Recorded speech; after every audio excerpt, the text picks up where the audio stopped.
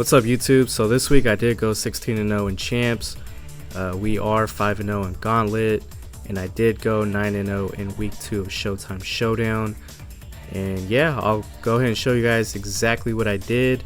It is Madden in March. I'm not going to go ahead and gatekeep anything, but I appreciate you guys watching, so let's get right into it.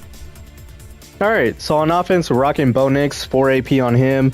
Right now, I think it's either Bo Nix or Dontari Poe. They're both 1A, 1B. Both are fine. Offensive line, we got Joe Staley and Jeff Saturday with a 1 AP secure protector. Guards, I like to have post-ups on them. Will Shields doesn't get it, but he does get all day, so that's fine. Jordan Mailata and Kyle Long, I feel like they're going to stay on the team for the rest of the year. They get really good stacks. I think they're pretty much end game. So is Vernon Davis. I think with his speed, his size, I think he's always going to be on the team for the rest of the year. Devondre Sweat, I've always been talking about him in every single one of my videos. 4 AP, bulldozer and tank. He's always falling forward. But the one good thing about him, especially if you're playing house rules, I believe he also gets angry runs for 1 AP. I'll go ahead and showcase that.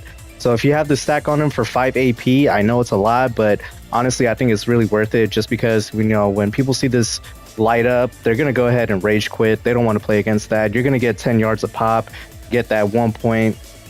So he's really good. Okay, so up top, we're going to rock Brian Thomas Jr. and Kyle Hamilton. They're both going to get pretty similar stacks. Deep in zone KO. Brian Thomas Jr. actually has deep out zone KO, but mid zone and pick artist. It's always good to have tall safeties up top. And then in the box, we're going to have Isaiah Simmons with reinforcement, mid zone KO, and Amani Hooker with mid zone and flat zone KO. Both really good. The three best cornerbacks not named Cooper DeJean in my eyes is going to be Byron Jones, Patrick Surtain, and Patrick Peterson. They all get really good stacks for 0 AP. Patrick Surtain pretty much gets everything, pick artist, mid zone and flat zone, and bench press for 0 AP, so I think that's really good. I don't think no other cornerback in the game gets a better stack at slot other than him. So linebackers, they all don't play.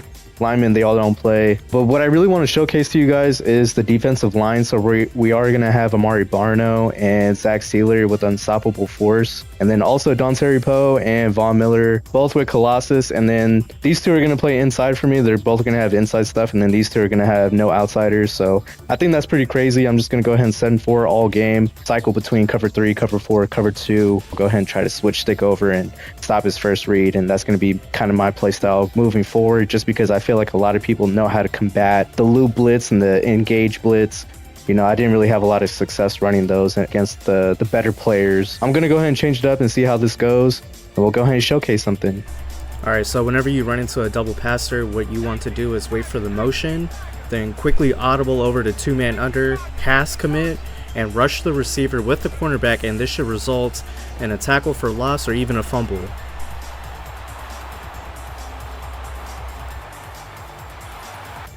What I love to do in every game is user jam the inside receivers or tight ends. Doing this allows you to take away quick passes or seams down the middle, and if you also add bench press to your user, this can sometimes result in the corner jamming the receiver to the ground.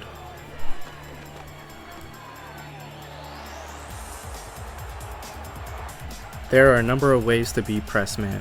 Whenever you see this defense, whether it's mid blitz or 6-1, you want to utilize auto motions. Jet passes at a normal while close is really good play to call, and if you had double me's on Vernon Davis, Watson, or Jay Jettas, you want to utilize corner routes. And if you pair this with running gun, you can emulate the rollout corner cheese that we all saw last year. Lastly, zigs, posts, and wheels are your best friend. So right here I'm going to show you the max protect glitch. Whenever you see someone doing the loop blitz or even the engage blitz, all you want to do is just max protect right out of the huddle, then put your running back or tight end on routes. You'll get better blocking and you should pick up most blitzes, but just make sure you don't press LB or L1 anymore, as it will cancel the blocking. Here's my defense that I'm rocking. So we're going to come out 3-3 odd. It's going to be found in the Vikings playbook. What you want to go ahead and do is you want to go ahead and flick that right stick to the left and go to cornerback swap. This is going to allow you to move that blitzing linebacker. That way he's not going to walk back to the line. We're going to go ahead and turn auto flip off and auto alignment to base.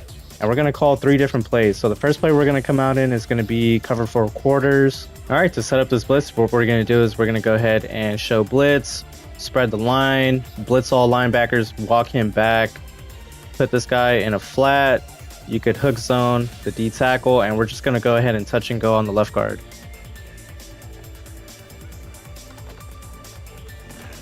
And as you can see, it came right through. Alright, so we're going to go ahead and set up the loop blitz next. It's going to be LB cross 3 show 2. Same setup, we're going to go ahead and show blitz, spread lineman, walk this guy back a little bit. We'll go ahead and do a cover 4 shell like so. Put hooker in a hook zone and hover over the left guard, and we're going to go ahead and shoot through that B gap.